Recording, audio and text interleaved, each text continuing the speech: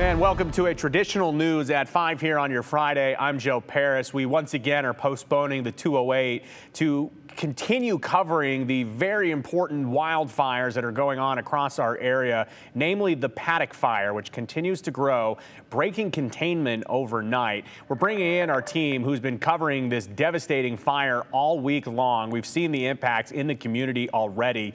The paddock fire near Ola, Idaho is still 0% contained in over 153,000 acres burned so far, actively burning as we speak. We know at least one structure and several outbuildings have been burned to the ground.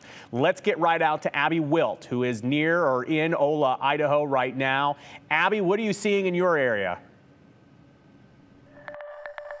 Joe, yeah, we are right outside of Sweet, Idaho, and just in the last hour, we watched the fire creep down pretty close into Sweet. Thankfully, it did reverse directions, and now I think you can see there's a couple of flames, a little bit of smoke back further into the hill, so thankfully it is moving away from Sweet. But just driving today from Sweet north to Ola, you really saw how devastating this fire has been so far. We saw a lot and miles of burnt ground. We saw burnt fences. We saw where the flames had gone right up to the highway, and the homeowners that I'm talking to, they're really just tired. They have been on call since the paddock fire started on Monday due to lightning, and we know today that a Type 3 team has taken command of the fires and are fighting it by ground and air attack, but Washington, Gem, and Payette counties are still on evacuation notices.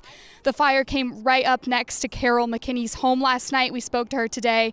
They were on level 3, meaning get out now, but they did decide to stay, and firefighters were able to save her home last night, but the fire did damage a significant amount of her property. Boy, when it came up over that hill, I really got nervous because at that time there was not one fire truck here, and I thought, here we are all by ourselves, you know. What is it going to end up? Are we going to lose the house and all? And then when they showed up, boy, I mean to tell you, they were just here all at once. McKinney told us how grateful she is for the firefighters because without them, she didn't think her home would have made it. And her husband was watering the yard where he could, and when the firefighters showed up, they told him that that really did make a difference. It really did help. And she says the firefighters also did a back burn, which is a controlled burn by her house. That back burn then met up with the fire, so it didn't come down the hill any closer to her home. And we do know that there is a community meeting right now at the Gem County Fairgrounds. That's where the Incident Command Center is set up. So we're hoping to know more information on tonight's conditions as well as where the fire is heading after that meeting. And Joe, information for this fire has really been hard to get a hold of. We know that everyone has been busy working on it and fighting it. So we're really just trying to gather that information as fast as we can. That's our Abby Wilt out there. Great reporting, Abby. You can just see the damage behind her, the smoke burning in real time. We'll check in with you in about an hour. Thank you so much, Abby. The community, though, continues supporting firefighters trying to get this fire contained. Aspen Shumpert joins us in studio now. Aspen, I know that you've been working on kind of the community efforts and the volunteer efforts. What's going on to help the people in need?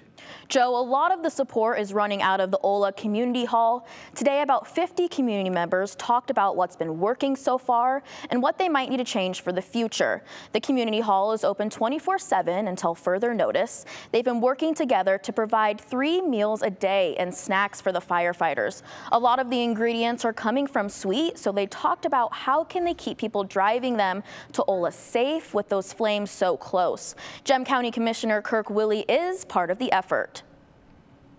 We're just trying to coordinate a logistics system so that we don't have a lot of traffic on the road, and so we're going to have everything coordinated and then delivered to the Sweet fire station. What needs to come north will be brought up, and that way we don't have a lot of people traveling the road during the fire. Willie says they're also helping people affected figure out what to do with their livestock. Locals are offering up their trucks and trailers to ranchers who need help. This is just one group of volunteers supporting those battling the flames.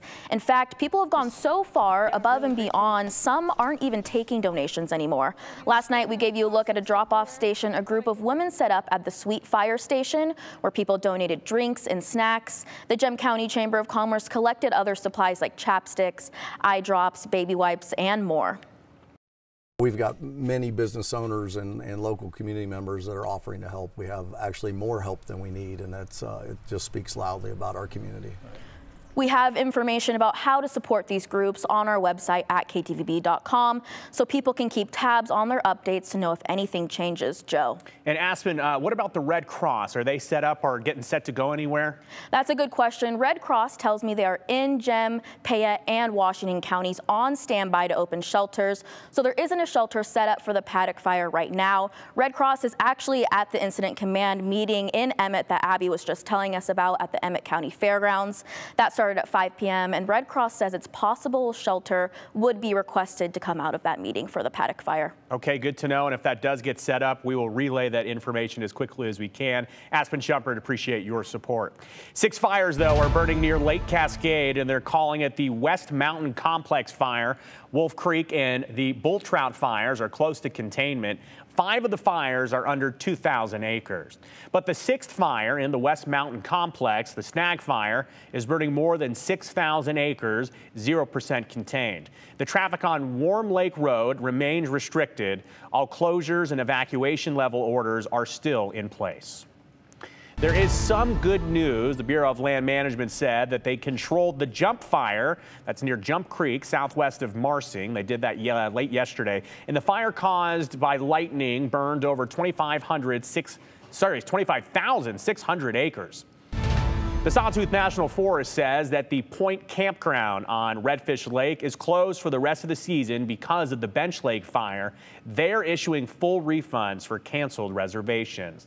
And meteorologist Sophia Blish joins us now. Sophia, even where campsites are open this weekend, it may be tough to find a spot that's out of the smoke. I read a short time ago that Garden Valley, Idaho had the worst air quality in the country today.